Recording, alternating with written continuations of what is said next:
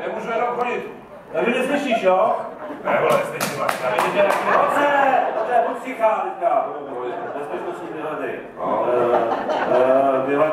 ty hovadiny prostě, ty to svítne, což se určitě stane.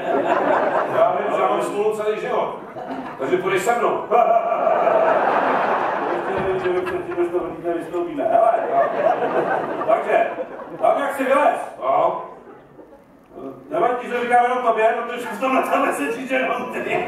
Tam je úplně jedině takový kemp, jako ty. Tam jak si přibalá, no, tak to je jediný, jak se můžeš dostat ven.